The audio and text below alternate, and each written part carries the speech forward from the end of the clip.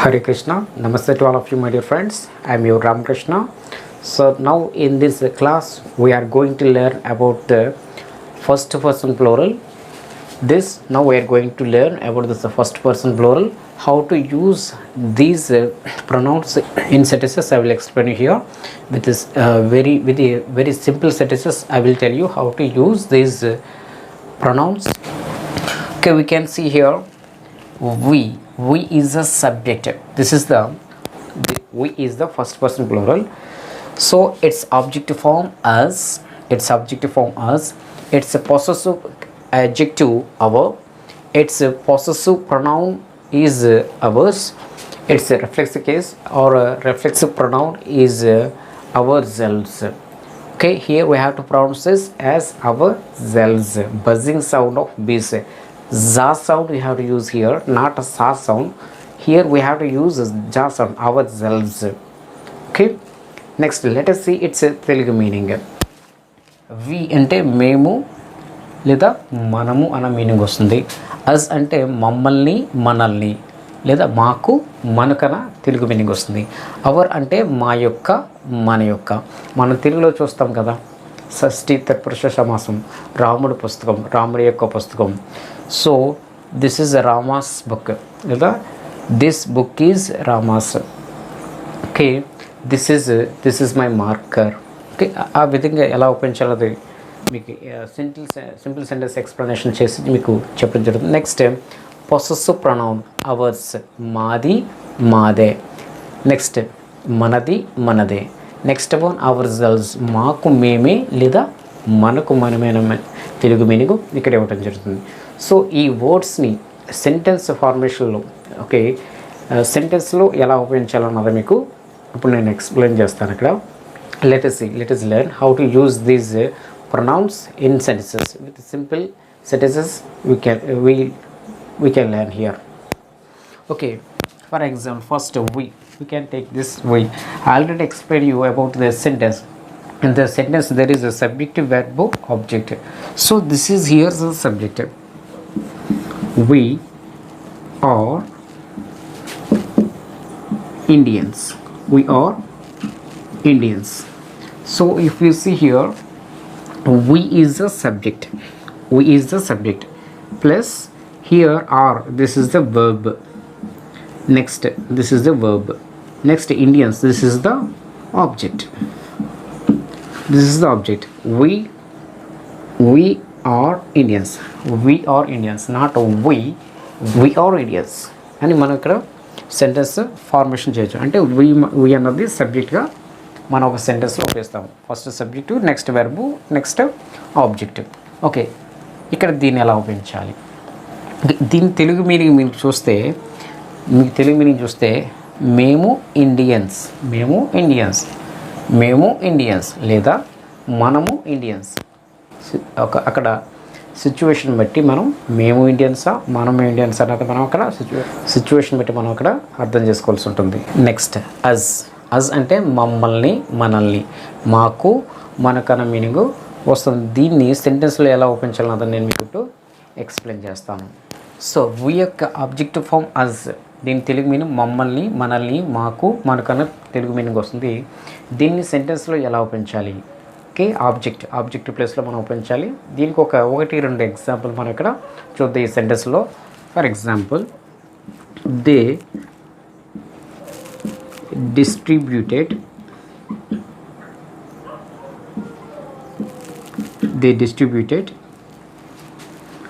distributed as chocolates. Okay, ఇక్కడ us అన్నది ఆబ్జెక్ట్గా ఉపయోగించడం జరిగింది. ఎలాగో చూద్దాం. దే అన్నది సబ్జెక్ట్ ప్లస్ డిస్ట్రిబ్యూటెడ్ అన్నది వెర్బ్ ప్లస్ అజ్ అన్నది ఆబ్జెక్ట్ ప్లస్ చాక్లెట్స్ ఇది కూడా ఆబ్జెక్ట్, అనదర్ ఆబ్జెక్ట్. ఇక్కడ టూ ఆబ్జెక్ట్ ఇక్కడ టూ ఆబ్జెక్ట్స్ రావడం జరిగింది. ఇక్కడ అజ్ అన్నది ఒక ఆబ్జెక్టు, చాక్లెట్స్ అన్నది ఒక ఆబ్జెక్ట్. ఓకే, సో మీకు తెలిసింది కదా, అజ్ అన్నది ఫస్ట్ పర్సన్ ప్లూరల్ యొక్క ఆబ్జెక్టివ్ ఫామ్. ఫస్ట్ పర్సన్ ప్లూరల్ని మనం ఆబ్జెక్టివ్ ఫామ్లో ఉపయోగిస్తే ఈ విధంగా వస్తాను. దీనికి తెలుగు మీనింగ్ వస్తుంటే దే డిస్ట్రిబ్యూటెడ్ అంటే పంచడం. డిస్ట్రిబ్యూటెడ్ అంటే దీన్ని డిస్ట్రిబ్యూటెడ్ అని పలకాలి. టిడ్ distributed. They distributed as chocolates. They distributed as chocolates అని పలుకుతాం. దే అంటే వాళ్ళు, డిస్ట్రిబ్యూటెడ్ అంటే పంచారు. ఎవరికి పంచారు? మాకు పంచారు లేదా మనకు పంచారు. ఏం పంచారు? చాక్లెట్స్. ఈ విధంగా మనకి తెలుగు మీనింగ్ అన్నది మనం అర్థం చేసుకోవడం జరుగుతుంది. మనం నేటివ్ స్పీకర్స్ కాదు కాబట్టి, ఇంగ్లీష్ అన్నది ఆ ఫారెన్ లాంగ్వేజ్ కాబట్టి మన తెలుగులోకి మీకు బైలింగ్వల్ మెథడ్లో తర్జుమా చేసి చెప్పేటప్పుడు మీరు ఇలా అర్థం చేసుకోవచ్చు. దే వాళ్ళు పంచారు. ఎవరికి? మాకు పంచారు. ఏం పంచారు? చాక్లెట్స్. ఈ విధంగా మీనింగ్ వస్తుంది అనమాట. సో అదే తెలుగులో సెంటెన్స్ పూర్తిగా చెప్తే వాళ్ళు మాకు చాక్లెట్స్ పంచారు. ఇక్కడ వెర్బ్ అనేది లాస్ట్లో వస్తుంది. వాళ్ళు మాకు చాక్లెట్స్ పంచారు. ఈ విధంగా వస్తుంది. ఓకే, మీకు ఇంకో డౌట్ రావచ్చు. ఇక్కడ 2 ఆబ్జెక్ట్స్ ఉన్నాయి. ఈ 2 ఆబ్జెక్ట్స్ కూడా నేమ్స్ ఉన్నాయి. ఇక్కడ అజ్ అన్నది ఇండైరెక్ట్ ఆబ్జెక్టు, చాక్లెట్స్ అన్నది డైరెక్ట్ ఆబ్జెక్ట్. ఎందుకు అలాగంటే ఇక్కడ డిస్ట్రిబ్యూటెడ్ అనేది డైరెక్ట్గా ఈ డిస్ట్రిబ్యూటెడ్ అనే వెర్బ్ దీని మీద డిపెండ్ అవుతుంది. ఇక్కడ దే డిస్ట్రిబ్యూటెడ్ చాక్లెట్స్ అజ్ లేకపోయినప్పటికీ మీనింగ్ వస్తుంది. దే డిస్ట్రిబ్యూటెడ్ చాక్లెట్స్ అంటే సెంటెన్స్ మీనింగ్ఫుల్గా ఉంది. అజ్ లేకపోయినప్పటికీ పెద్ద ప్రాబ్లం లేదు. కానీ అలా కాకుండా చాక్లెట్స్ అన్న వెర్బ్ అక్కడ ఆ నౌన్ ఓపెన్ చేయలేదనుకోండి, ఈ వర్డ్ ఓపెన్ చేయలేదనుకోండి. So they distributed us. So అది కంప్లీట్ మీనింగ్ ఇవ్వట్లే. They distributed us. ఏం డిస్ట్రిబ్యూట్ చేశారు? మీకు డిస్ట్రిబ్యూట్ చేశారు, సరే ఏం డిస్ట్రిబ్యూట్ చేశారు అన్నది మనకి అర్థం కావట్లేదు. కాబట్టి ఇక్కడ ఇది ఉండాలి. ఫస్ట్ మనం ఇక్కడ ఈ వెర్బ్ చాక్లెట్స్ అన్న మీద డిపెండ్ అవుతుంది కాబట్టి ఇక్కడ చాక్లెట్స్ అన్నది డైరెక్ట్ ఆబ్జెక్ట్. దీన్ని డైరెక్ట్ ఆబ్జెక్ట్ అని అంటారు. ఇక్కడ అజ్ అన్నది ఇండైరెక్ట్ ఆబ్జెక్ట్. సెకండ్ ఇంపార్టెన్స్ అన్నది దీనికి ఇవ్వడం జరుగుతుంది కాబట్టి ఇక్కడ. సో మీకు ఈజీగా అర్థం చేసుకోవాలంటే డైరెక్ట్ ఆబ్జెక్ట్ ఏది, ఇండైరెక్ట్ ఆబ్జెక్ట్ ఏదని మీకు తెలుసుకోవాలనుకుంటే కనుక ఇక్కడ ఇది చాక్లెట్స్ అన్నది నౌను, ఇది అజ్ అన్నది ప్రొనౌను. ఓకే, ఇక్కడ చాక్లెట్స్ అన్నది ఒక థింగ్, ఒక వస్తువు. అది అజ్ అన్నది ప్రొనౌన్స్ అంటే వ్యక్తులు. ఎప్పుడు కూడా వస్తువులు ఎప్పుడు కూడా డైరెక్ట్ ఆబ్జెక్ట్స్ అవుతాయి. మనకు 2 ఆబ్జెక్ట్స్ వచ్చినప్పుడు ఇక్కడ పర్సన్స్ ఎప్పుడు కూడా ఇండైరెక్ట్ ఆబ్జెక్ట్స్ అవుతాయి అన్నమాట. సో అదొక పాయింట్ మీరు గుర్తుపెట్టుకోండి. ఫ్యూచర్లో నేను చెప్పేటప్పుడు ఇట్లా అవసరం 2 ఆబ్జెక్ట్స్ వచ్చినప్పుడు కూడా మీకు ఎక్స్ప్లెయిన్ చేస్తాను. యాక్టివ్ వాయిస్, పాసివ్ వాయిస్ వచ్చినప్పుడు మీకు ఖచ్చితంగా 2 ఆబ్జెక్ట్స్ వచ్చినప్పుడు ఎలా దాన్ని యాక్టివ్ వాయిస్ నుంచి పాసివ్ వాయిస్లోకి ఎలా కన్వర్ట్ చేయాలని తెలుసుకోవాలంటే ఇక్కడ ఈ 2 ఆబ్జెక్ట్స్ గురించి కూడా తెలుసుకోవాలి. ఓకే, అప్పుడు 2 రకాలుగా యాక్టివ్ వాయిస్ నుంచి పాసివ్ వాయిస్లోకి మార్చేటప్పుడు 2 సెంటెన్సెస్ 2 ఆబ్జెక్ట్స్ ఉన్నాయి కాబట్టి 2 సెంటెన్సెస్లో చెప్పాల్సి వస్తుంది. అప్పుడు మీకు క్లియర్గా ఎక్స్ప్లెయిన్ చేస్తా. Okay, next OUR our. Next our చూద్దాం. సో అవర్ చూసేటప్పుడు ఎలా వస్తుందంటే this is our country. This is our country. This is our country. ఇక్కడ దిస్ అన్నది సబ్జెక్ట్, ఈజ్ అన్నది వర్బ్, కంట్రీ అన్నది object. So this is our country. ఇది మా యొక్క కంట్రీ లేదా ఇది మన యొక్క కంట్రీ. ఇది మా యొక్క కంట్రీ అనొచ్చు లేదా మన యొక్క కంట్రీ అని మనం ఇక్కడ అవర్ని మనం ఉపయోగించవచ్చు. ఓకే, మీకు మాకు మనకు మీనింగ్ వచ్చేలా చెప్పారు కానీ మమ్మల్ని మనల్ని అన్నది ఎలా ఉపయోగించాలో చెప్పలేదు కాబట్టి మీకు అది కూడా ఇప్పుడు ఎక్స్ప్లెయిన్ చేసి చెప్తాను ఇప్పుడు. ఓకే, ఇక్కడ మనం మమ్మల్ని మనల్ని మీనింగ్ వచ్చేలాగా సెంటెన్స్ ఎలా ఉపయోగించాలో మనకు వేరొక ఎగ్జాంపుల్ చెప్తా. They invited us to the party. They invited us to the party. Okay, they invited us to the party అంటే ఇక్కడ వాళ్ళు మమ్మల్ని పార్టీకి పిలిచారు, వాళ్ళు మమ్మల్ని పార్టీకి ఆహ్వానించారు. వాళ్ళు మమ్మల్ని పార్టీకి ఆహ్వానించారు అని మీనింగ్ వస్తుంది. ఇక్కడ చూసారు కదా, మమ్మల్ని లేదా మనల్ని. వాళ్ళు మనల్ని పార్టీకి పిలిచారు లేదా వాళ్ళు మమ్మల్ని పార్టీకి పిలిచారు అనే మీనింగ్ ఇక్కడ ఈ సెంటెన్స్లో వస్తుంది. ఇక్కడ వచ్చేసరికి వాళ్ళు మాకు చాక్లెట్స్ ఇచ్చారు.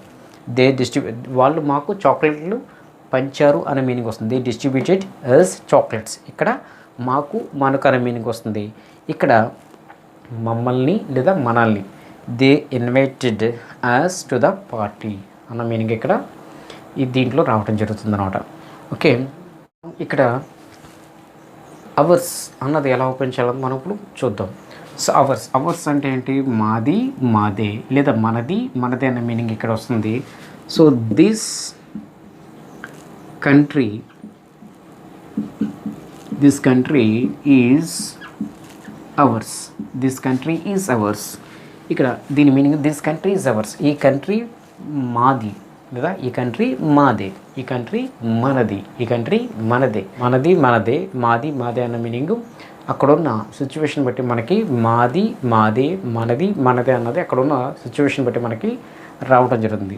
This country, this is the subject, is verb, hours okay possessive pronoun. ఇక్కడ ప్రొనౌన్ అన్నది మనం ఇక్కడ ఉపయోగించడం జరుగుతుంది అన్నమాట.